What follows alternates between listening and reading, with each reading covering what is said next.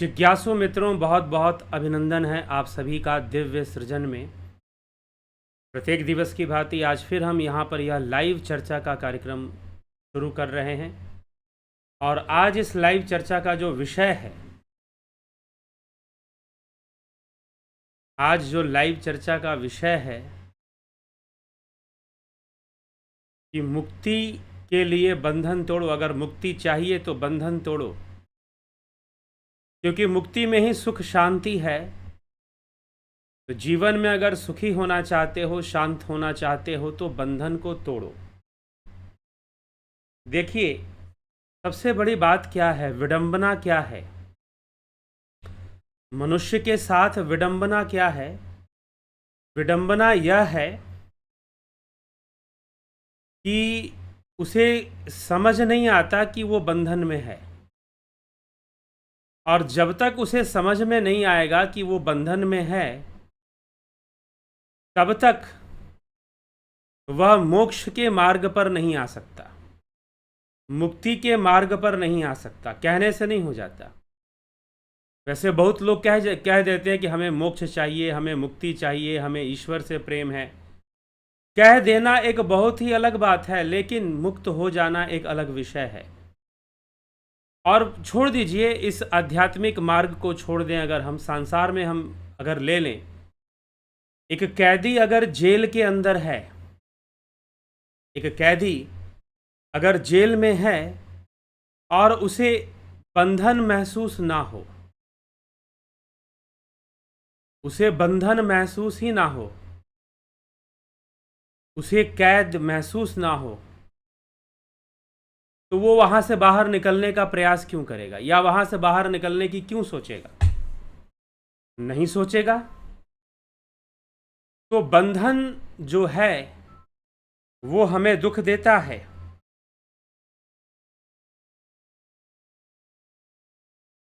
तो जब तक बंधन का साक्षात्कार नहीं होगा, तब तक मुक्ति का मार्ग भी मिलने वाला नहीं है। आप मोक्ष के मार्ग पर या मुक्ति के मार्ग पर तभी चलेंगे जब आप बंधन को देख पाएंगे, बंधन को समझ पाएंगे। जब आपको ये अनुभव हो कि मेरा जीवन तो बंधन में है और अनेकों प्रकार से अनेकों बंधन हैं। जब तक बंधन का एहसास नहीं होगा, तब तक मोक्ष के मार्ग पर आ पाना संभव नहीं है। ये समझ लीजिए, जब तक बंधन का एहसास नहीं होगा, तब तक मोक्ष के मार्ग पर आ पाना संभव ही नहीं है, मुक्ति के मार्ग पर आ पाना संभव ही नहीं है। तो बंधन को समझना जरूरी है कि हमें जीवन में अनेकों बंधन हैं हमारे पास। नहीं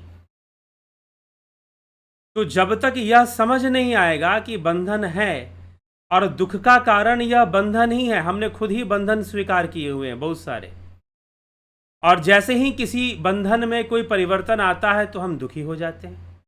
चाहे रिश्ते नातों का बंधन हो, चाहे धन वैभव से आसक्ति हो, परिवर्तन तो आएगा, लेकिन जैसे ही परिवर्तन आएगा तो वो दुख भी ले आता है, संताप भी ले आता है साथ में।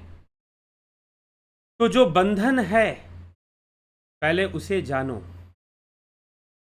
और सबसे पहला बंधन क्या है, सबसे बड़ा बंधन क्या है? तो शिव सूत्र में कहा गया, संसार का जो ज्ञान है, संसार का जो ज्ञान है वही बंधन है।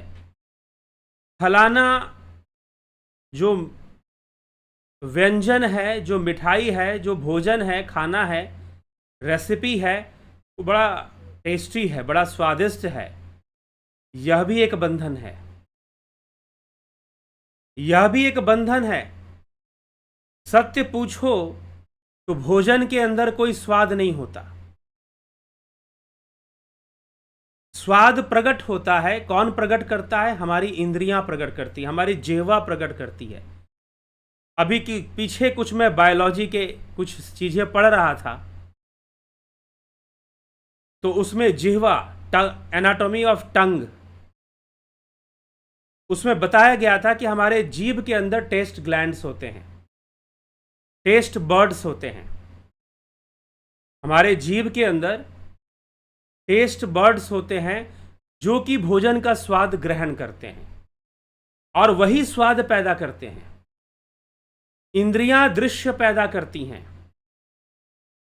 जिह्वा स्वाद पैदा करता है, आंखें दृश्य पैदा करती हैं, कान ध्वनि पैदा करते हैं और हमें सुनाते हैं। तो हमने भोजन किया, लेकिन जो भी टेस्ट आया उस टेस्ट को डेवलप किसने किया? हमारे जीभ ने किया, हमारी इंद्रियों ने किया। इसीलिए अगर भोजन में स्वाद है और आपकी जिह्वा खराब हो जाए, जैसे अभी कोरोना वायरस का इन्फेक्शन लोगों को होता था, तो क्या होता था? टेस्ट बर्ड में भी उसका इन्फेक्शन जाता था और लोगों का टेस्ट बिगड़ जाता था।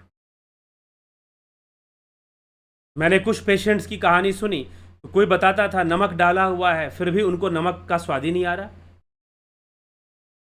खाने में नमक डाला है लेकिन नमक का स्वाद नहीं आ रहा।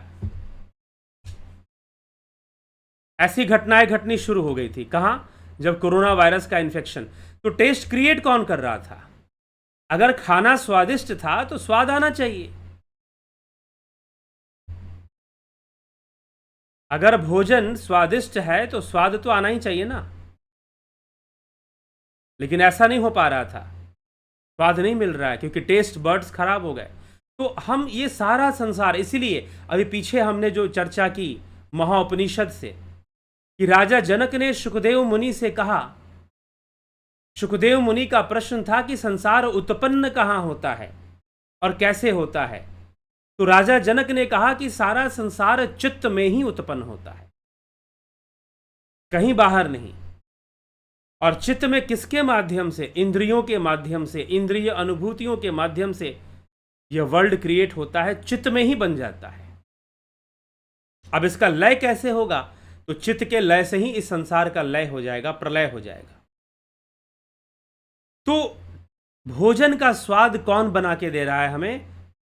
ये जिह्वा, ये टंग। ठीक है, आप अपना दिमाग लगा रहे हो कि जीभ पर कौन सी ऐसी चीज जाएगी तो अच्छा लगेगा, और आप रेसिपी बना रहे हो, भोजन बना रहे हो। तो यह जिह्वा क्या है? यह इंद्रियां क्या हैं? यह बंधन है। तो अनेकों बंधन है, लेकिन मनुष्य को पहले समझ में तो आए, मनुष्य को पहले समझ में तो आए कि बंधन क्या है। वह बंधन को ही समझने के लिए तैयार नहीं है, और कई बार तो वो बंधन को ही सजाने और संवारने में लगा हुआ है।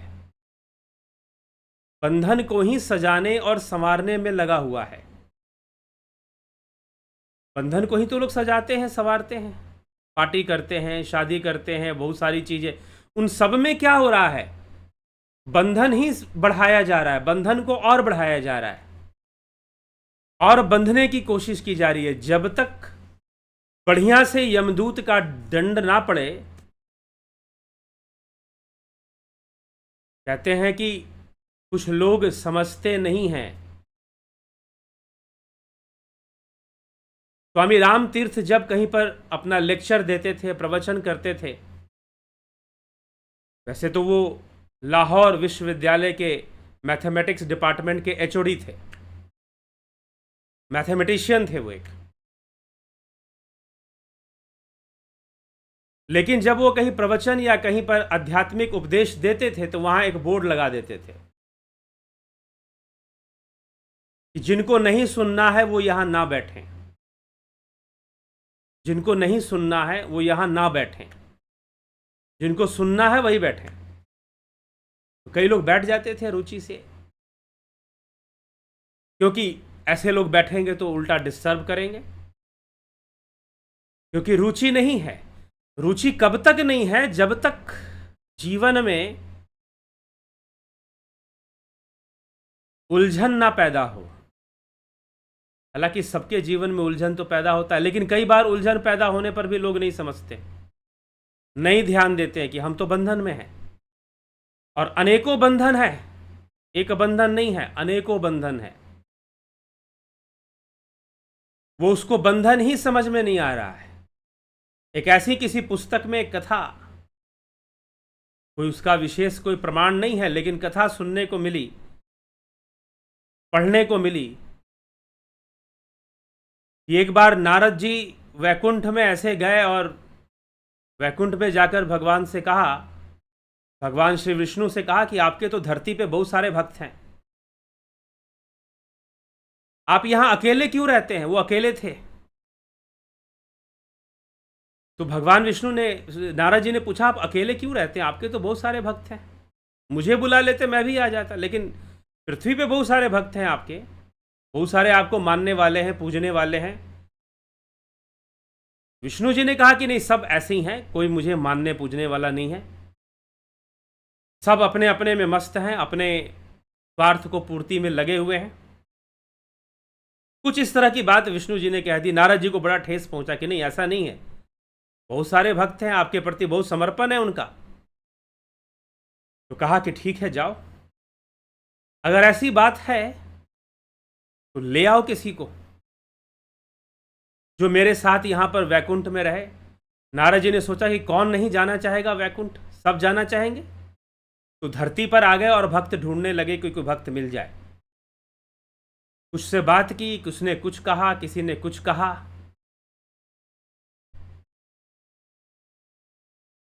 किसी ने कुछ समझा। तो बंधन रास्ते से जा रहे थे, लंबी कथा है कि देव ऋषि नारद जब रास्ते से जा रहे थे तो उनको एक युवा दिखाई दिया। वो युवा लड़का एक पुल के ऊपर, नदी का एक पुल है उस पर खड़ा था, आत्महत्या करने की सोच रहा था वो, कि मैं कूद कर अपनी जान दे दूंगा। देव ऋषि नारद ने उसे पकड़ा, समझाया कि देखो भाई, कहां तुम मरने क्यों जा रहे हो, आत्महत्या तो बहुत गलत काम है करना। उसने कहा कि नहीं, मैं आत्महत्या कर दूंगा, मुझे आत्महत्या करना है। क्यों करना है? क्योंकि जिस लड़की से मैं प्रेम करता हूं उससे मेरा विवाह नहीं हो पा रहा, और मैंने भगवान से बहुत मांगा कि मेरा विवाह हो जाए, लेकिन नहीं हो पा रहा है। देव ऋषि नारद ने कहा कि देखो, अगर तुम्हारा विवाह नहीं हो पा रहा, कोई बात नहीं, ये तो संसार है, माया है, इसमें ऐसे ही सब चलता है।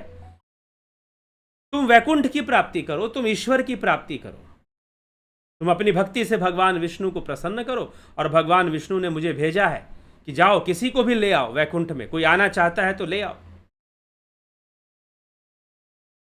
उसने कहा कि अच्छा, तो उससे अच्छी जगह क्या हो सकती है, मैं चलूंगा आपके साथ। चलने लगा, कुछ देर चला, फिर उसने कहा कि लेकिन नहीं, अगर मैं चला जाऊंगा तो मेरी प्रेमिका कहीं और विवाह कर लेगी, और मैं नहीं चाहता हूं कि ऐसा हो, किसी भी इसकी कोई संभावना भी रहे, इसलिए मैं ही उससे विवाह करूंगा, तो आप मुझे समय दीजिए विवाह करने का। देव ऋषि नारद ने कहा कि ये तो जाएगा नहीं, अभी इसको विवाह की बड़ी चिंता है, ये वैकुंठ भला क्यों जाएगा, ईश्वर से भला क्यों प्रेम करेगा। चलो, कोई बात नहीं। नारद जी को लगा कि भगवान का नाम ले रहा है, पुल के ऊपर खड़ा है, मरने जा रहा है और भगवान का नाम भी ले रहा है, तो इसे ईश्वर से प्रेम जरूर होगा। लेकिन नहीं निकला। नारद जी आगे बढ़े, एक वृद्ध व्यक्ति मिला, बहुत रो रहा था और भगवान का नाम ले रहा था, नारायण नारायण भी कह रहा था, और रो भी बहुत रहा था, दुखी बहुत था। रास्ते में किनारे बैठा हुआ था, एक घर था, उसकी दीवार के सहारे बैठा हुआ था। देव ऋषि नारद ने उनसे पूछा कि भाई, तुम क्यों दुखी हो? उसने कहा कि मैंने बहुत मेहनत किया और बहुत मेहनत कर कर अपने बच्चों को पढ़ाया लिखाया, उन्हें काबिल बनाया, और आज वही बच्चे, मेरे बेटे, मुझे दुत्कारते हैं, मुझे मारते हैं, बहुएं मुझे दुत्कारती हैं, यहां तक कि मुझ पर हाथ भी उठा देते हैं, मेरा कोई सम्मान नहीं करते हैं। तो मैं घर छोड़ के निकल गया हूं, घर छोड़ के निकल गया हूं और यहां बैठा हुआ हूं।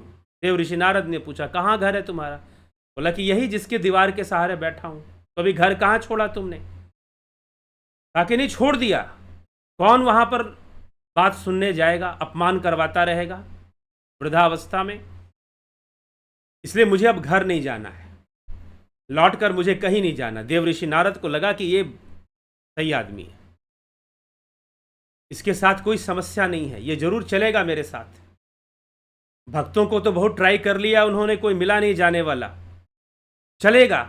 वह वृद्ध व्यक्ति, उसने कहा कि नहीं, मैं भी। जब उसको ले जाने लगे तो उसने कहा कि देखिए नारद जी, वैकुंठ में कभी और चला जाऊंगा, अभी तो मुझे अपने नाती पोतों के चेहरे भी देखने हैं, वैकुंठ तो कभी और चला जाऊंगा मैं, इसलिए मुझे वैकुंठ की चिंता नहीं है। नारद जी ने कहा, तुम ही तो कहते हो कि तुम्हारे बेटे तुम्हारा सम्मान नहीं करते, तुम्हें मारते पीटते हैं, तुम्हें गालियां देते हैं, तुम्हें दुत्कारते हैं। उसने कहा कि हाँ, अब घर परिवार में चलता रहता है ये सब, क्या किया जाए, यही संसार है, झेल लूंगा, कुछ भी हो, है तो मेरे बेटे ही ना, मुझे मारते हैं तो मारते हैं, दुत्कारते हैं तो दुत्कारते हैं, झेल लूंगा, लेकिन अभी अभी वैकुंठ जाने की इच्छा नहीं है। वो बूढ़ा आदमी भी बेचारा वहां रह गया। अब नारद जी बड़े हताश, उनको भगवान की वाणी याद आने लगी कि भाई कोई वैकुंठ जाना नहीं चाहता, सच्चाई तो ये है, क्योंकि कोई बंधन तोड़ना नहीं चाहता। मनुष्य का दुख कैसा है, मनुष्य का दुख कैसा है। एक ऊंट रेगिस्तान के अंदर, उसे भूख लगती है, और जब उसे भूख लगती है तो उसके पास खाने के लिए क्या है, कैक्टस के पौधे हैं, कटीली झाड़ियां हैं, बड़ी बड़ी नुकीली कांटे जिसमें होती हैं, और वह ऊंट वही खाना शुरू कर देता है। ऊंट वही खाना शुरू कर देता है, खाता है, खाने के बाद पेट भरता है, रुक जाता है। अब क्या होता है, अब कटीली झाड़ियां उसने खाई हैं तो कांटे उसके जबड़े में चुभ जाते हैं और वहां से रक्त निकलता है, खून निकलता है। वह बैठकर रोता है, वह बैठकर रोता है, आंसू बहाता, उसे दर्द होता है, उसे तकलीफ होती है, और वो बैठकर रोता है। फिर भूख लगती है, खाने के लिए क्या है, वो कांटे ही तो हैं, उन्हीं को खाएगा, और फिर से खाएगा, फिर बैठ के रोएगा। यही हालत मनुष्य की है, क्योंकि ये संसार इसी तरह से परिपूर्ण है। तो नारद जी को कोई व्यक्ति मिला नहीं, चलते चलते वो एक दुकान पर पहुंचे, बाजार से जा रहे थे, एक दुकान था, एक सेठ जी थे, एक सेठ जी की बहुत बड़ी दुकान थी, और सेठ जी जो है नोट गिन रहे थे, वहां पर गिनती कर रहे थे, शाम का समय था, कितने पैसे प्रॉफिट में आए, कितना पैसे कमाए, नोट गिन रहे थे। लेकिन नोट गिनते गिनते उनकी आंखों से आंसू भी गिर रहे थे, आंसू भी गिर रहे थे आंखों से।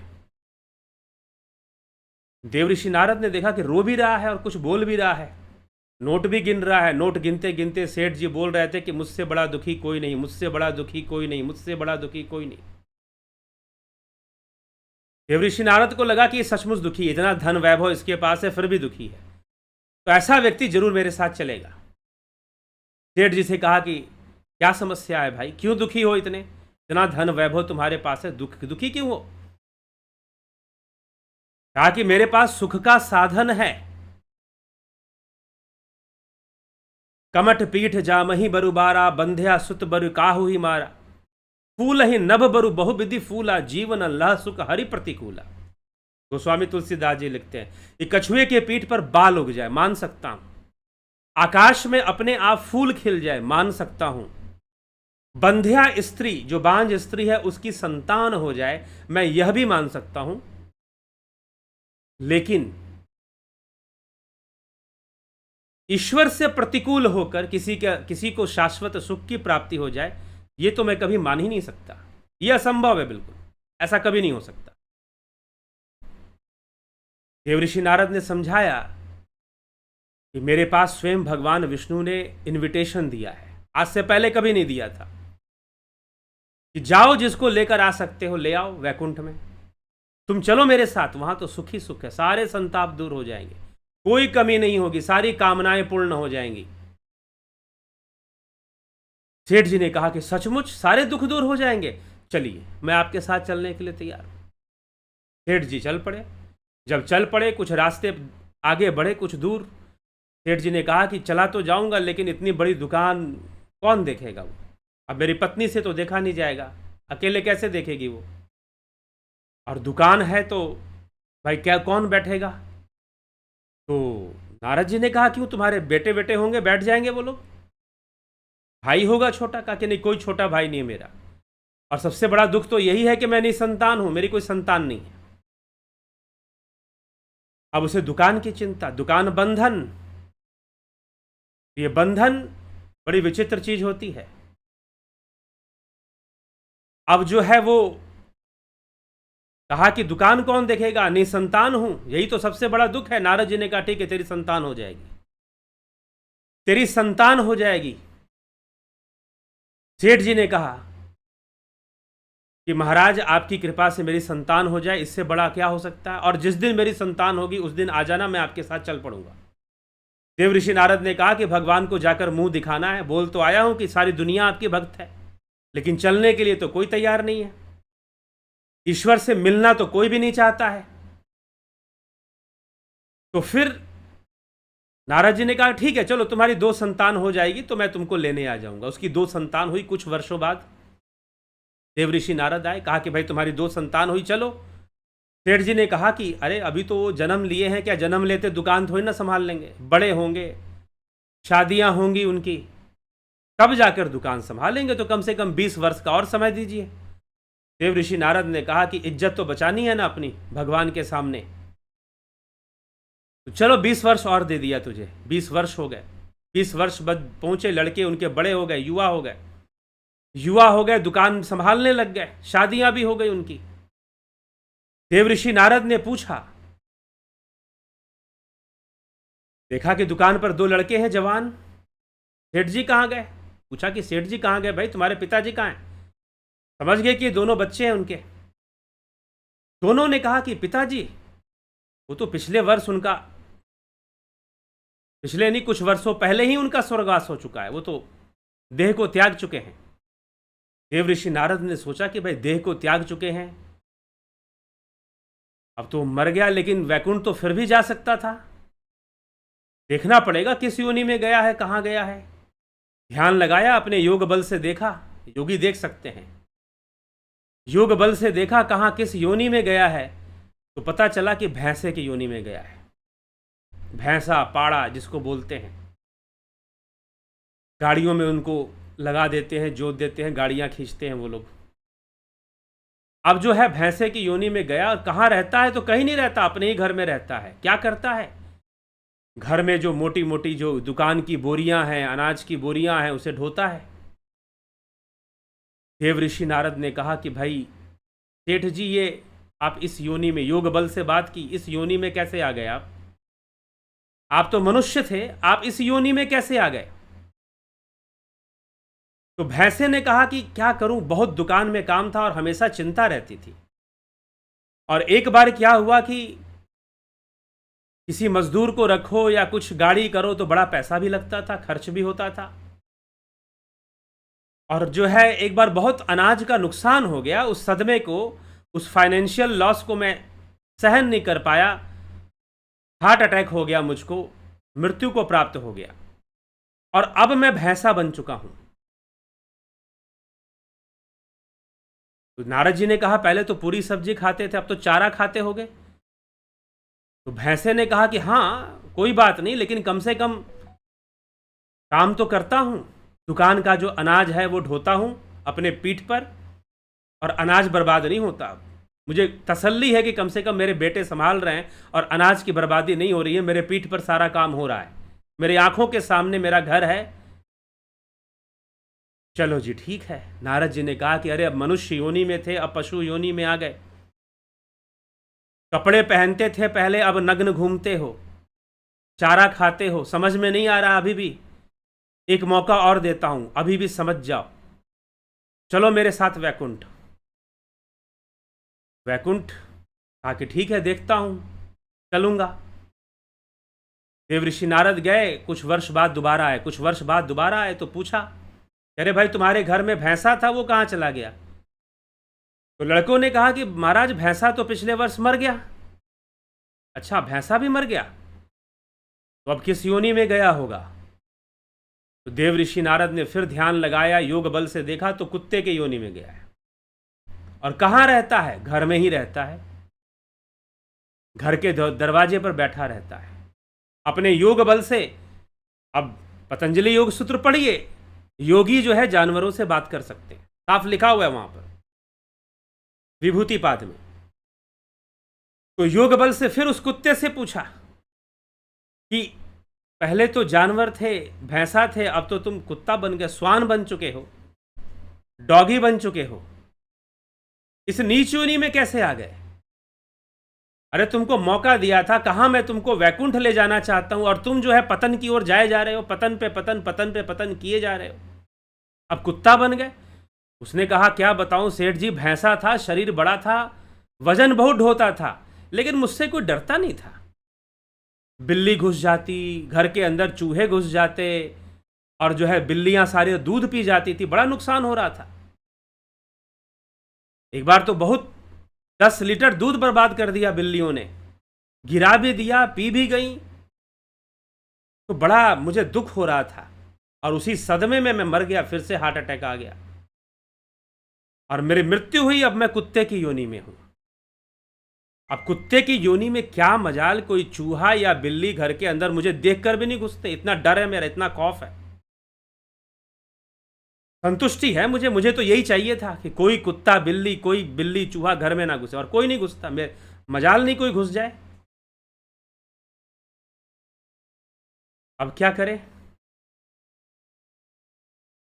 अब नारद जी बेचारे क्या करें? नारद जी के पास लगता है कि अकेले ही पहुंचना है, कोई संसार से जाएगा नहीं उस ईश्वर के पास, चलने के लिए कोई तैयार नहीं है। तो देव ऋषि नारद जो है फिर चले गए, सोचा कि चलो कुत्ते को भी देखते। 6 महीने बाद फिर से आए तो पता चला कुत्ता भी मर गया। कुत्ता मर गया, ध्यान योग लगाया, फिर से किस योनि में गया, तो घर के सामने जो नाली बहती है ना, उसी नाली में एक कीड़ा बनकर वही घर के पास रहता है।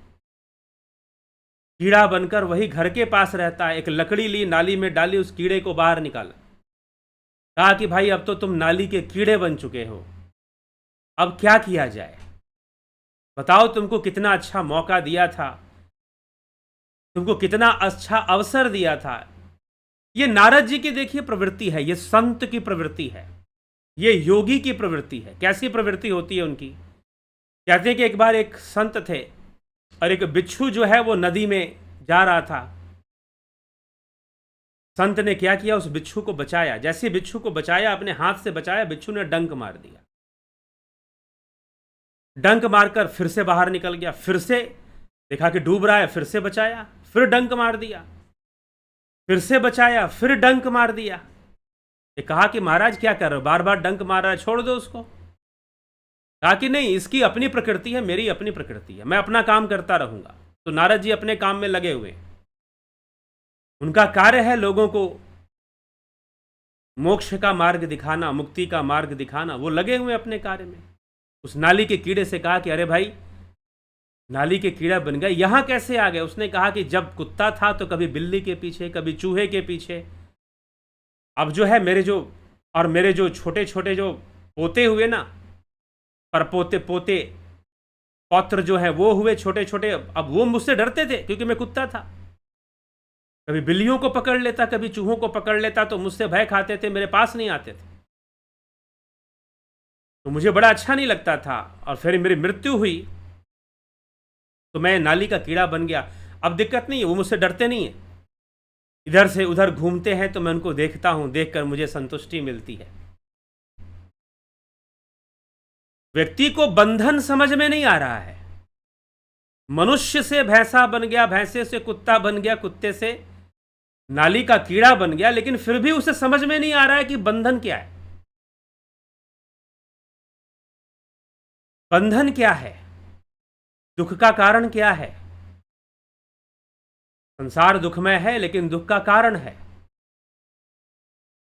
हम चाहते हैं कि हम बहुत कुछ कर ले, हमारी एक्सपेक्टेशन बहुत सारी चीजें होती हैं, और कई बार तो हम सोचते हैं कि ऐसा हो जाएगा तो ऐसा बढ़िया हो जाएगा, वैसा हो जाएगा तो बढ़िया हो जाएगा। ऐसी बात नहीं, संसार में बेहतर चीजें होती भी हैं, लेकिन कई बार हम चुनाव भी गलत करते हैं, जल्दबाजी में चुनाव करते हैं, और हमको लगता है कि शायद हमें बहुत बेहतर प्राप्त होने वाला है, बहुत अच्छा प्राप्त होने वाला है। एक सपना हम देख लेते हैं, और खासकर जो युवक हैं, जो युवा हैं, उन्हें तो फिल्मों से एक सच्चे प्यार की आइडियोलॉजी मिलती है, जो कि कहीं से भी आइडियल है नहीं, उसमें आइडियोलॉजी नामक कोई चीज नहीं है।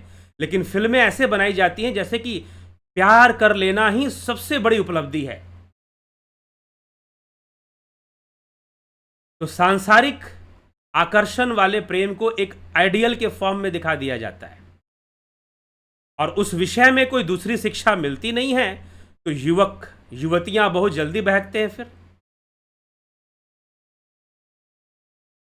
बहकते हैं, आत्महत्याएं होती हैं, हत्याएं भी होती हैं, कई बार कई घटनाएं घट जाती हैं।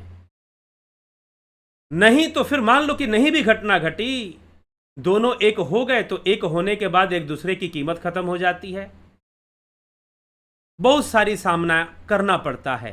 तो वास्तव में जीवन में बंधन क्या है, जब तक बंधन ना समझ में आया तब तक मोक्ष के मार्ग पर तो आना संभव ही नहीं है। बंधन को समझना पड़ेगा कि दुख का कारण क्या है। हमने खुद ही बहुत सारे दुख के कारण बनाए हुए हैं, खुद ही दुखों को हमने बढ़ावा देके रखा हुआ है। दुख तो आएंगे ही आएंगे, और अनेकों कारण बन जाते हैं दुख के। चाहे आपने बहुत धन इकट्ठा किया, बहुत यश इकट्ठा किया, या आपने बहुत अच्छा परिवार बनाया। कुछ ऐसे भी महानुभाव मिल जाते हैं, धन तो नहीं है, लेकिन उनको इस बात का अहंकार है कि मेरा परिवार बड़ा अच्छा है। चिंता मत करो, समय वह भी बताएगा कि परिवार कैसा है, कितना अच्छा है। तो अनेकों दुख के कारण बनते हैं, लेकिन अगर हम ना समझे, उन बंधन को ना समझे कि हम बंधे हुए हैं, हमारी लिमिटेशंस हैं, कितना भी कर लो, करोड़पति बन जाओ, पसीने से सुगंध तो नहीं आएगी। अरबपति बन जाओ, दुनिया के सबसे अमीर आदमी बन जाओ, फिर भी कुछ बंधन ऐसे हैं कि आप बदल ही नहीं सकते उसको। You cannot change it, impossible to change. आप उसे कभी नहीं बदल सकते, जो प्रकृति ने बंधन दिए हुए हैं। धन से कुछ मामूली चीजें हो सकती हैं। हां, कोई योगी बन जाए, कोई अपने अंदर योग बल पैदा कर दे, फिर हो सकता है कि चमत्कारी ढंग से कुछ हो जाए।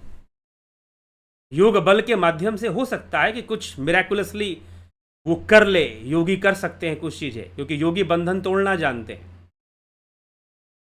लेकिन साधारण मनुष्य धन बहुत एकत्र कर सकता है, लेकिन प्रकृति के द्वारा दिए गए बंधन और इस पशुता को नहीं। इसलिए पशुता, शिव महापुराण वायवीय संहिता में पशु शब्द की परिभाषा है, पशुपतिनाथ की परिभाषा है। पशु कौन है? क्या ये जो 4 पैर से चलते हैं वो पशु है? नहीं, जो बंधन में है, जो पाश में बंधा हुआ है, वही पशु है।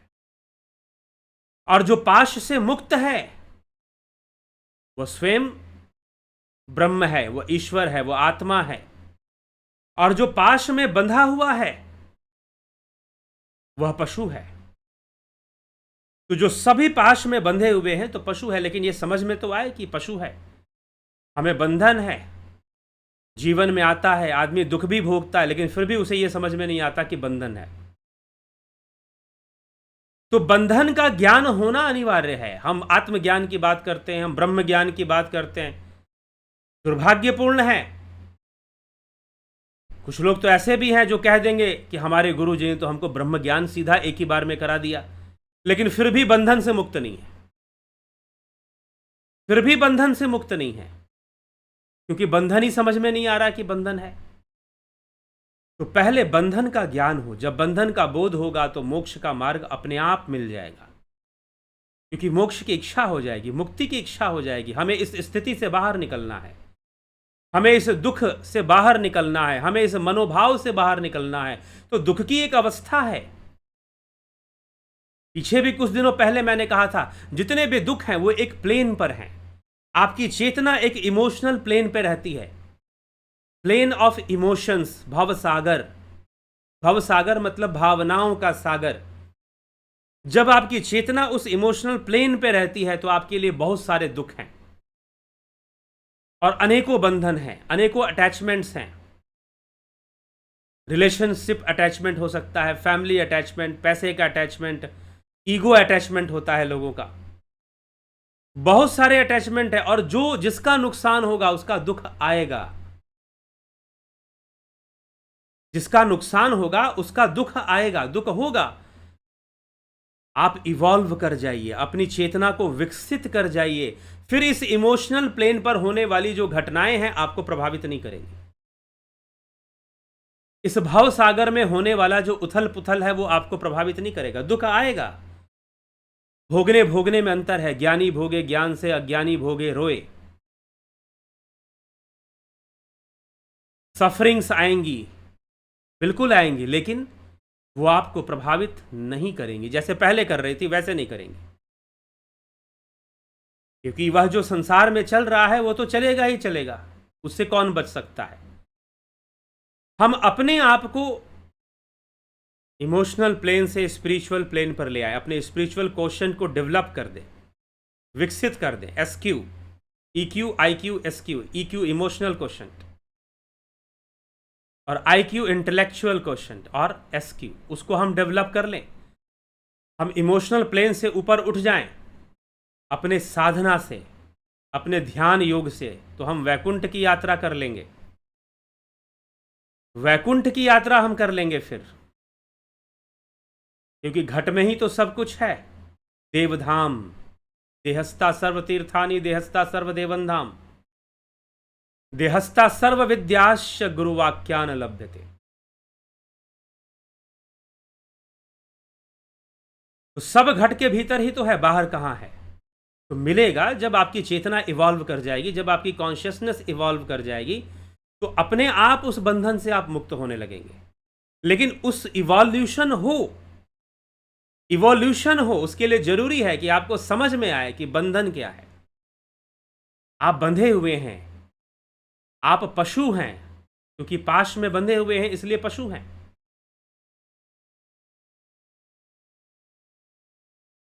तो पशु हैं तो आपको अपनी पशुता का भान हो जाए, आपको अपने बंधन का भान हो जाए कि अनेकों बंधन है। शरीर का बंधन है, शरीर के दुख का बंधन है, कितनी बीमारियां, कितने रोग।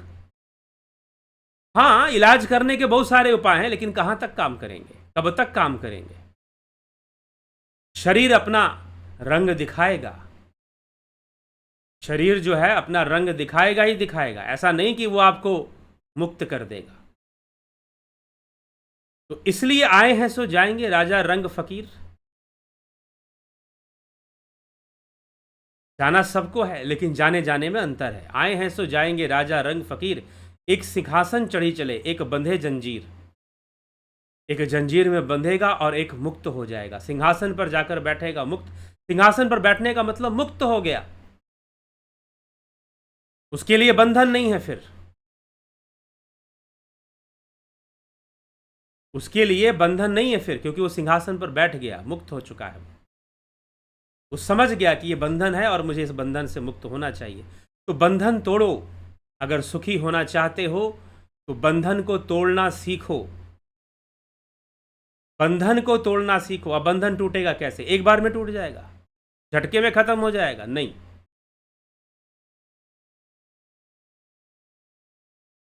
अभ्यास करना पड़ेगा। शनैः शनैः, भगवान श्री कृष्ण कहते हैं शनैः शनैः, 6ठे अध्याय में श्रीमद् भगवद गीता। धीरे धीरे, कबीर साहिब कहते हैं, धीरे धीरे रे मना, धीरे सब कुछ होए, माली सींचे 100 घड़ा, ऋतु आए फल होए। बंधन टूटेगा, टूटेगा कैसे? टूटेगा युक्ति से टूटेगा। कौन सी युक्ति? योग की युक्ति, ध्यान योग की युक्ति से टूटेगा बंधन। ध्यान योग जबरदस्ती नहीं टूटेगा, फोर्सफुली नहीं टूटेगा। हाँ, कुछ बंधन हो सकते हैं, जैसे कि मान लीजिए अभी संसार का बंधन कैसा है जानते हैं? उलझा हुआ है, उलझा हुआ। जैसे कई बार गांठे, धागा होता है ना, रस्सी होती है, उलझ जाती है, धागे होते हैं, उलझ जाते हैं। कई बार जो लोग पतंग उड़ाते हैं ना, उनके धागे उलझ जाते हैं आपस में, कई गांठें बन जाती हैं। अब आप उनको निकालना चाहते हो, आपको बहुत जल्दी है, जल्दी से खुल जाए, आप लगे हुए हो गांठ को खोलने में, लगे हुए, जल्दबाजी कर रहे हो, जल्दबाजी कर रहे हो, लेकिन जितना जल्दबाजी कर रहे हो उतना उलझ रहे हो। वो गांठ और उतना ही उलझती जाती है, उलझती जाती है, उलझती जाती है। लेकिन शांत हो जाओ, धैर्य रखो, बारीकी से देखो कि कौन सी गांठ है जो सबको उलझा रही है, उसे खोलना है। और धीरे धीरे खोलना शुरू करोगे तो देखोगे कि खुल जाएगी और सारे गांठ खुल जाएंगे और सारी उलझन खत्म हो जाएगी। तो कई बार लोग दावे करना शुरू कर देते हैं कि हम ऐसा कर देंगे, हम वैसा कर देंगे, हम तो, जैसे देवऋषि नारद के साथ हुआ। देवऋषि नारद ने कठोर तपस्या की, कामदेव आए और उन्होंने कामदेव ने बाण मारा, नारद जी पे कोई असर नहीं हुआ। नारद जी ने सोचा कि बस हो गया काम, हम तो कामदेव पर विजय प्राप्त कर चुके, कामदेव तो हमसे पराजित होकर चला गया। अरे जिसने शिव की समाधि को भंग कर दिया था वो मेरी समाधि नहीं भंग कर पाया। अब नारद जी को लगा कि भाई काम तो हो गया हमारा, हम तो काम विजयी हो गए। लेकिन संसार का बंधन बड़ा विचित्र है। नारद जी को फिर से उलझना पड़ा, क्योंकि सबसे बड़ा बंधन तो क्या है? माया तजे तो क्या तजे, मान तजा नहीं जाए। यहां पे अटकता है आदमी, मान तजा नहीं जाए। वो एक गांठ है, मान रूपी गांठ। मान, उसके साथ कॉम्प्रोमाइज नहीं होता लोगों का। मान सम्मान के साथ भला कौन कॉम्प्रोमाइज करे? यश के साथ कौन कॉम्प्रोमाइज करे?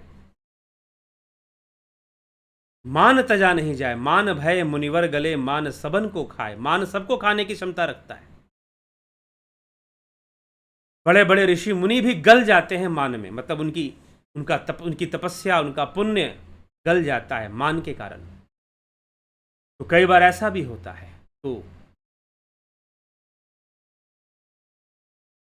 इसलिए ये गांठ बहुत उलझी हुई है, एक के साथ एक लोभ मोह काम क्रोध अहंकार, फिर ये शरीर, फिर ये इंद्रियां, फिर पंचतंत्र मात्राएं, फिर पंचभूत, ना जाने क्या क्या, कितने तत्व हैं। टोटल 24 तत्व सांख्य शास्त्र में बताए जाते हैं ना। समझ लीजिए कि 24 गांठें बनी हुई हैं, आपस में उलझी हुई हैं। उलझी कैसे हैं? कर्मों से उलझी हैं। उद्धव कर्मण की गति न्यारी, मूर्ख राजा राज करत है, पंडित फिरत भिखारी, उद्धव कर्मण की गति न्यारी। कर्मों की गति बड़ी न्यारी है।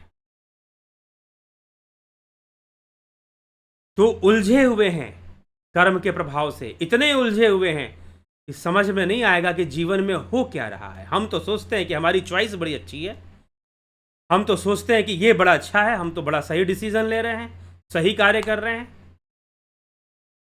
लेकिन उलझन है, चीजें उलझी हुई हैं आपस में, नहीं समझ में आता। मनुष्य पुनरपि जननम पुनरपि मरणम पुनरपि जननी जठरे शयनम लगा रहता है। बार बार जन्म लेना, बार बार मृत्यु को प्राप्त होना, यह लगा ही रहता है। और बार बार दुख आना, कष्ट आना, यह लगा ही रहता है। कष्ट आते ही रहते हैं, दुख आते ही रहते हैं। तो बंधन है। जब सुख आते हैं तो हम बंधन के बारे में नहीं सोचते, और जब दुख आते हैं तो कहते हैं कैसे भी मुक्ति मिले। लेकिन संसार का यह सिद्धांत है, एक अपनाओगे तो दूसरा फ्री में मिलेगा। मजा और सजा दोनों मिलेंगे। आप सोचोगे नहीं मुझे मजा चाहिए, सजा नहीं चाहिए, जी नहीं होगा ऐसा, कदापि कभी भी ऐसा नहीं होगा। हाँ, एक शर्त है, वो एक अलग कंडीशन है। वो क्या है कि योगी बन जाओ। तस्माद योगी भवार्जुना। योग मार्ग को अच्छे से समझ लो, यह बंधन से मुक्ति का मार्ग है। तो योगी के लिए हो सकता है कि उसको सिर्फ आनंद की प्राप्ति, मजा की प्राप्ति, उसे मजा मिले। लेकिन संसार में मजा लोगे तो सजा भी फ्री में मिलेगा। उसके लिए तैयार रहो, मेंटली प्रिपेयर, सजा भी फ्री में आएगा। तो संसार में प्रत्येक वस्तुएं, चीजें किसी ना किसी रूप में दुख को लेकर आती हैं। बस योगी उन दुखों को अपने ज्ञान शक्ति से देखता है, अपनी ज्ञान दृष्टि से देखता है। एक सांसारिक मनुष्य दुखी होता है, रोता है, तड़पता है, लेकिन योगी अपनी ज्ञान दृष्टि से उसको देखता है और अपने आप को उससे अलग रखता है। योगी के जीवन में भी दुख आ सकते हैं, संसार में है तो संसार का नियम लागू होगा, लेकिन ज्ञानी भोगे ज्ञान से, अज्ञानी भोगे रोए रोए। अज्ञानी रो रो कर ही भोगेगा। तो इस प्रकार से ये प्रक्रिया संसार में, अगर हम चाहते हैं कि हमें मुक्ति मिले, और मुक्ति मिलना, वास्तव में मुक्ति मिलने का क्या है? स्वरूप की प्राप्ति। हमारा स्वरूप है। ईश्वर क्या है? हमारा निज स्वरूप है। तद्द्रष्टु स्वरूपे अवस्था नाम। महाराज जनक भी सुखदेव मुनि से कहते हैं कि वह ब्रह्म निज स्वरूप है। तुम स्वयं को जानो, पूर्णता को प्राप्त करो। तुम स्वयं को जितना जानोगे उतना तुम्हारी समस्याओं का समाधान होगा। जितना स्वयं को जानोगे उतनी तुम्हारी समस्याओं का समाधान होगा, उतनी मुक्ति मिलेगी, उतने जीवन आसान होगा, उतना संसार सरल दिखाई देगा, जीवन सरल दिखाई देगा।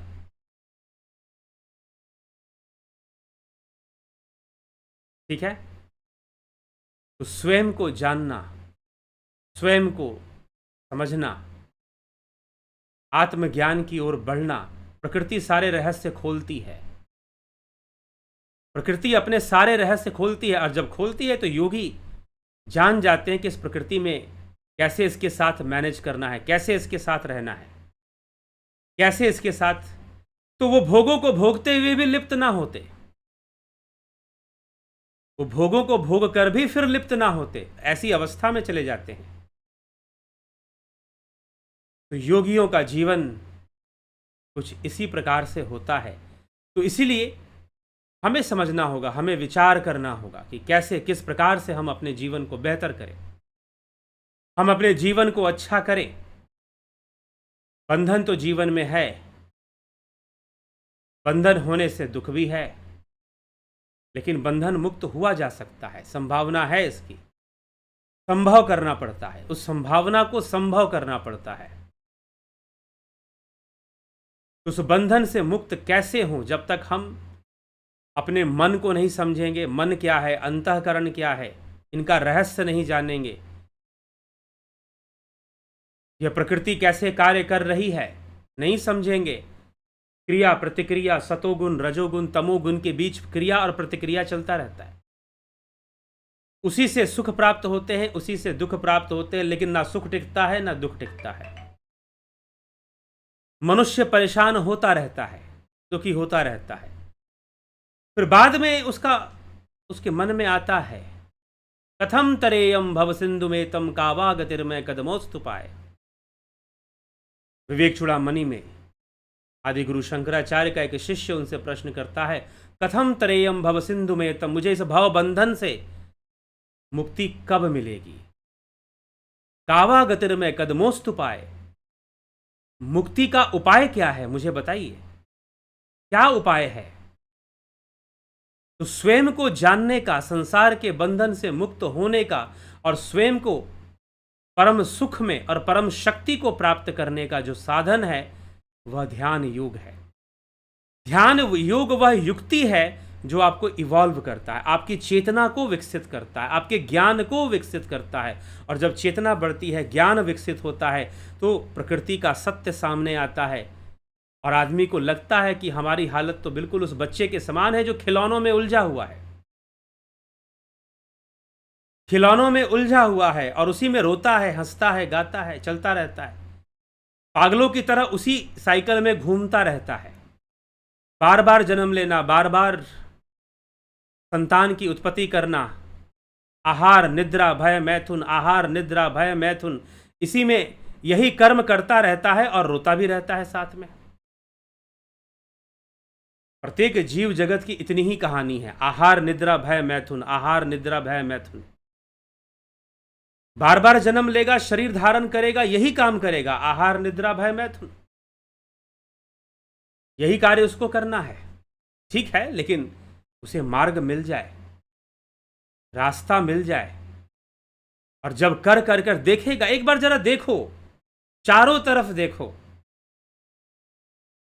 इस संसार में चारों तरफ देखो जरा, लोग क्या कर रहे हैं। लोग अच्छे से अच्छा खाना चाहते हैं, अच्छे से कपड़ा पहनना चाहते हैं, अच्छी गाड़ी में घूमना चाहते हैं, लोग समाज में मान सम्मान प्राप्त करना चाहते हैं, अच्छा विवाह करना चाहते हैं, अपनी मन मर्जी वाला विवाह हो जाए हमारा, और उनको पूरी गारंटी होता है उनके मन में एक टाइम के अंदर कि भाई फलाने लड़के से मेरी शादी हो जाए या फलानी लड़की से जीवन सेट, लाइफ सेट हो जाएगी और एक अच्छी सी नौकरी मिल जाए। अरे भैया तुमको पता क्या है लाइफ तुमको क्या क्या दिखाने वाली है? लाइफ तुमको क्या क्या दिखाने वाली है इसका तुमको अंदाजा भी नहीं होता है। लाइफ सेट हो जाएगी, जैसे बहुत बड़ा काम कर दिया। अरे फिल्म वाले, मुझे दुख होता है क्योंकि ऐसी कहानियां मिल जाती हैं। अभी पीछे कुछ दिन पहले एक सुसाइड केस मिला और सुसाइड केस के पीछे कारण था रिलेशनशिप। यही कारण था उस आत्महत्या के पीछे। कौन नहीं बनाता रिलेशनशिप? क्या कुत्ते नहीं बनाते? क्या बिल्लियां नहीं बनाती? क्या जानवर नहीं बनाते? तुमको मिल भी गया तुम्हारा वाला तो कौन सी बड़ी चीज मिल गई? पक्षी उड़ते हैं, क्या वो जोड़े नहीं बनाते? संतान की उत्पत्ति नहीं करते? उनका भी परिवार होता है, उनके भी बच्चे होते हैं। तो आहार निद्रा भय मैथुन कौन नहीं कर रहा है?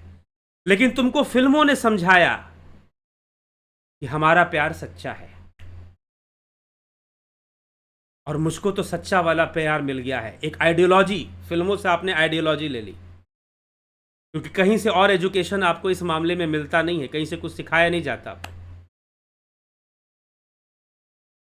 कोई शिक्षा नहीं दी जाती आपको इस मामले में। सारी शिक्षा आप बॉलीवुड से लेकर आते हैं और उनकी फिल्मों से लेकर आते हैं, और वहाँ ऐसी आइडियोलॉजी सेट की जाती है कि जैसे दुनिया में सबसे बड़ी उपलब्धि है कि मुझे मेरी वाली मिल जाए या मुझे मेरा वाला मिल जाए। शायद दुनिया में सबसे बड़ी अचीवमेंट यही है। अरे भाई कुत्ता भी अपने वाला ढूंढ लेता है, बिल्लियां भी ढूंढ लेती हैं, ये उड़ने वाली चिड़ियां भी अपना वाला अपनी वाली ढूंढ लेते हैं। और तुमने अपना पूरा समर्पण ही उसी कार्य को कर दिया, अपने जीवन को समर्पित ही उसी चीज को कर दिया तुमने, क्योंकि तुमने फिल्में देख ली। लेकिन जब समझ में आता है कि सारा संसार तो यही कर रहा है ना, अच्छा खाना चाहिए, अच्छा कपड़ा चाहिए, क्या है अच्छा खाना चाहिए? तुम्हें किसने विवश किया कि अच्छा खाओ? अरे शरीर मिला है, जीभ मिला है, प्रकृति तुम्हें विवश कर रही है, प्रकृति का बंधन है, प्रकृति तुम्हें विवश कर रही है। तुम इस नेचर के द्वारा बाध्य किए जा रहे हो, बांधे जा रहे हो, और तुम्हें लग रहा है कि तुम अपनी मर्जी की जिंदगी जी रहे हो। कुछ लोग कहते हैं हम तो अपनी, इट्स माई लाइफ,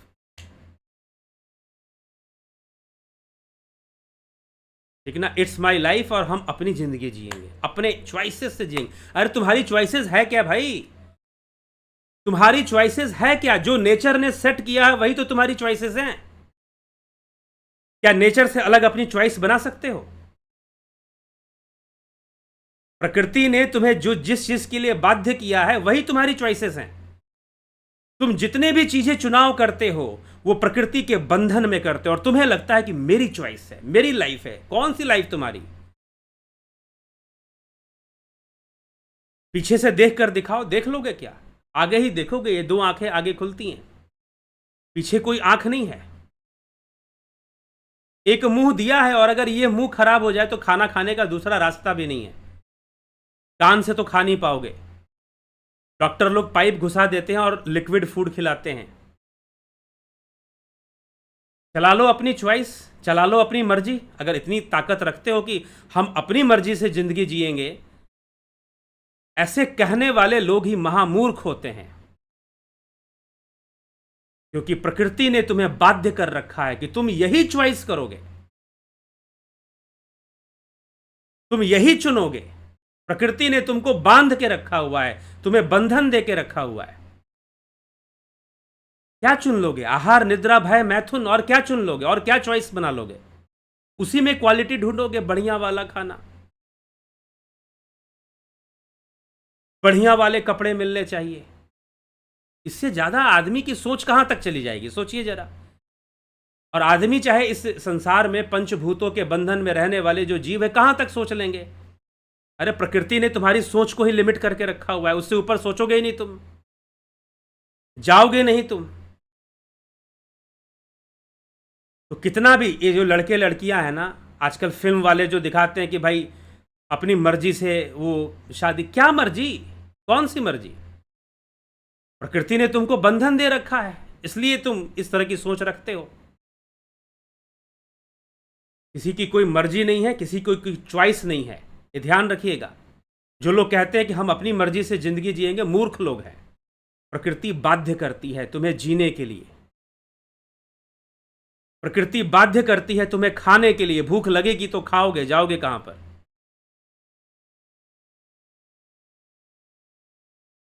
भूख लगेगी तो खाओगे ना।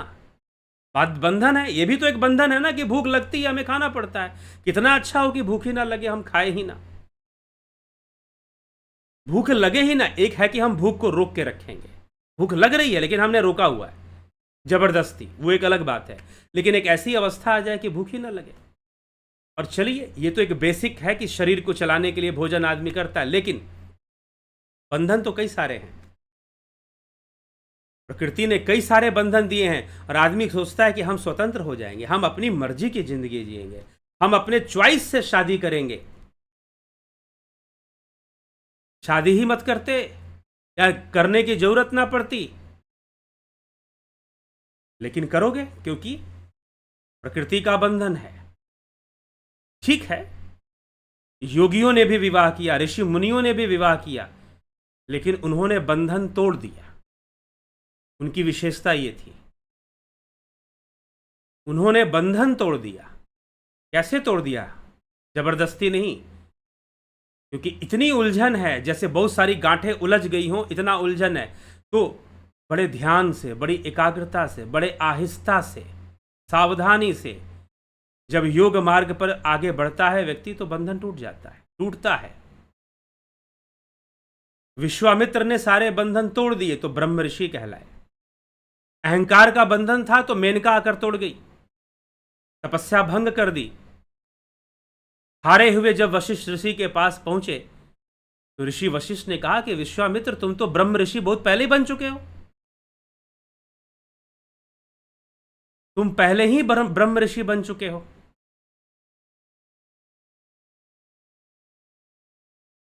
बस एक अहंकार का बंधन था, वो टूटना था, वो भी टूट गया। खत्म हो गया कि मैं बहुत बड़ा तपस्वी हूं। मेनका ने वो भी तोड़ दिया। विश्वामित्र शांत हो गए, झुकाव आ गया उनके अंदर। और तब विश्वामित्र के द्वारा जो विश्व का कल्याण हुआ, उसका प्रमाण हमारे ग्रंथ हैं, शास्त्र हैं। तो इसीलिए योगी बंधन तोड़ देते हैं। वह इस माया सबके साथ छल करती है, वो इस माया के साथ ही छल कर जाते हैं। तो विचारणीय है, यह संपूर्ण जीवन प्रकृति के वशीभूत भगवान श्री कृष्ण। इसी तो हम गीता का कितना नाम लेते हैं, गीता पर कितने प्रवचन सुनते हैं, लेकिन छोटी सी बात समझ में नहीं आती कि तीसरे अध्याय में भगवान श्री कृष्ण कहते हैं कि प्रकृति के वशीभूत हुआ यह जीव अपने कर्मों को करता है, कर्म करने के लिए बाध्य होता है। गुणों के वशीभूत कर्म करने के लिए बाध्य है, कोई विकल्प नहीं है, कर्म तो करेगा। विकल्प है तो वो योग का मार्ग है। विकल्प है तो भगवान विकल्प अर्जुन को देते हैं, तस्माद योगी भवार्जुना, तस्माद योगी भवार्जुना। तो सारी दुनिया जो है मरी जा रही है कुछ चीजों को करने में, और ये भी नहीं सोच रही सारी दुनिया तो यही कर रही है, मैं कर लूंगा तो नया क्या हो जाएगा। लेकिन फिर भी नशा है, प्रकृति ऐसा बंधन देती है, ऐसा नशा पैदा करती है दिमाग में, ऐसा नशा भरती है कि बस उसी डायरेक्शन में आदमी जाता है, कुछ दिखाई नहीं देता। और ना मिले तो कहीं नदी में कूदता है, कभी बिल्डिंग से कूदता है, 12वीं मंजिल से कोई कूद गया, आत्महत्या कर लिया। ना मिले तो ऐसी भी गलती लोग करते हैं। होगा क्या? शरीर नष्ट हो जाएगा, लेकिन कामना नष्ट नहीं होगी, तृष्णा नष्ट नहीं होगी। माया मरी ना मन मुआ, मर मर गया शरीर। मेरा वाला मुझे नहीं मिला तो मैं तो सुसाइड कर लूंगी। चकवा चकवी का यही खेल है। चकवा अगर मर जाए तो चकवी भी सुसाइड कर लेती है। तो अंतकाल में जो ऐसा स्मरण करेगा तो वैसी योनियों को प्राप्त होता है, ऐसा भी शास्त्र कहते हैं। तो यह हमें विचार करना चाहिए। इसीलिए ध्यान योग एक मार्ग है इवॉल्व करने का, विकसित होने का, ध्यान योग एक मार्ग है इवॉल्व करने का, विकसित होने का। जुड़ जाओ, तस्माद योगी भव अर्जुन, योग दृष्टि अपने अंदर ले आओ। योगी संसार को भोगता हुआ भी बंधन में नहीं पड़ता, अपनी अवस्था में बना रहता है। क्योंकि जब तक शरीर है तो संसार से अलग भी तो उसको नहीं होना है। तो संसार में पड़ा हुआ भी उसका विनाश नहीं होता, उसका पतन नहीं हो पाता। क्योंकि योग मार्ग है ही कुछ ऐसा, एक रहस्यमयी मार्ग है। क्योंकि उसे ज्ञान होता है, हर वस्तु का, हर स्थिति का ज्ञान होता है उसको। इसीलिए वो किसी स्थिति में उलझता नहीं है। इसीलिए शिव सूत्र में लिख दिया गया कि योगी ही भोगी हो सकता है, नहीं तो बाकी सभी भोग्य हैं। प्रकृति उनका भोग कर रही है, प्रकृति उनको परवश कर कर उनसे करवा रही है। प्रकृति उनको परवश करके उनसे सब कुछ करवा रही है। योगी ऐसा नहीं होता। योगी संसार के भोगों को भी परवश होकर नहीं भोग रहा होता, तो इसीलिए वो भोक्ता भी कहलाता है। तो चलिए, कुछ ऐसी बातें हैं विचारणीय। ध्यान योग का कोर्स कल से शुरू हो रहा है, 20 जून से। परसों योग दिवस है, अंतर्राष्ट्रीय योग दिवस। और ये 20 अंतर्राष्ट्रीय योग दिवस के उपलक्ष्य में आप भी इस कोर्स को कीजिए।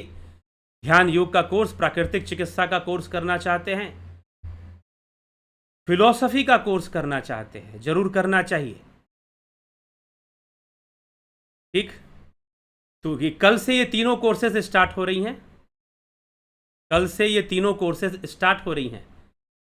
आप ज्वाइन करना चाहते हैं जरूर ज्वाइन कीजिए। और जिन लोगों ने ज्वाइन कर लिया है उनको कोर्स से संबंधित जो भी मैटर मिलना है, मटेरियल मिलना है, वीडियोस मिलनी है, वो शाम को ही शुरू होता है, 3 बजे के बाद ही शुरू होता है।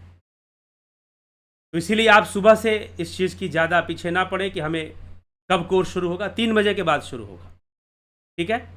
तब तक आप प्रतीक्षा करें। तो जिन लोगों ने कोर्स ज्वाइन कर लिया उनको मैं बता दे रहा हूं। तो चलिए आपके कमेंट्स भी देख लेते हैं, आपकी टिप्पणियां क्या कहती हैं। एके त्यागी, नवज्योति नाथ जी, नरेंद्र माकुड़े जी, अमन कक्कर जी, स्वामी भक्त देव शुभ योगी, संतोष कुमार जी, राजू पाल जी, चित्रंजन बरुआ, अवनी प्रधान, विनोद कुमार सुद, शिखर, रतन सिंह जी, गोविंद प्रसाद नीमा, श्वेता राय सिन्हा जी, नूतन भट्ट, किम सुनार, घनश्याम सरोदे, राम निवास मीना, राम विलास जी, उषा श्रीवास्तव, जगत नारायण, माधुरी कोले जी, योगेश खैमर जी, स्वामी भक्त देव शुभ योगी जी, प्रभु दत्त शर्मा जी, योगेंद्र पंडित जी, रूपलाल विश्वकर्मा जी, ईशा जी, पलकधारी राजभर, सविता नायक जी, अमर सिंह जी, उत्कर्ष तिवारी, विष्णु चंद्र मौर्य, किशोर वैद्य, काशीनाथ जी, बिमला शाह जी, श्वेता कुमारी, संतोष कुमार, तुलसीदास जी कहते हैं अरब खरब लव संपदा, उदय अस्त लव राज, तुलसी जो निज मरण पे आवे कौने काज। ठीक है। बलवंत सिंह गोहिल, अर्जन भाई चौहान, पवन कुमार गुप्ता जी, सुरेखा सनी, बबीता धीमान जी, सविता नायक जी, सदाचार के बंधन के विषय में मार्गदर्शन प्रदान करें। 70 वर्ष की माता जी ने कहा, बेटा बहू से नहीं पूछा रामायण में कैसे चलूं। मतलब 70 वर्ष की माता जी ने कहा, बेटा बहू से नहीं पूछा रामायण में कैसे चलूं।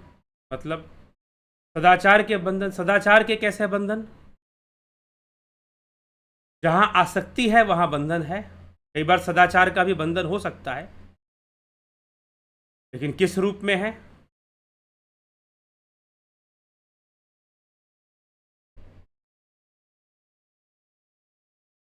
बबीता धीमान जी, बहुत बड़ी बात तो सर आप थोड़े से शब्दों में ही कह जाते हो। अच्छा लगता है कि योगी मैया को ही चलते हैं। जी, बात बहुत बड़ी है, चारों तरफ दिखाई दे रहा है फिर भी दिखता नहीं है। संसार प्रकृति का यही तो माया है, माया की यही चाल है। ये ऐसी बात नहीं कि चीजें हमारे सामने नहीं है, सामने होती हैं फिर भी दिखती नहीं, हम विचार नहीं करते। सारी दुनिया जिस काम के पीछे जानवर पशु पक्षी लगे हुए हैं, मनुष्य उसी में इतना लिप्त होता है। ऐसी माया छाती है कि लगता है कि शायद सब कुछ संसार ही है। जी हाँ, बहुत कुछ हम इस संसार में हैं, संसार में रहना है, लेकिन उस कमल के फूल के समान आकर दुनिया में बशर को रहना वाजिब किस तरह, जिस तरह तालाब के पानी में रहता है कमल। चलिए, समय बहुत हो गया है इसलिए ज़्यादा नहीं बोलेंगे।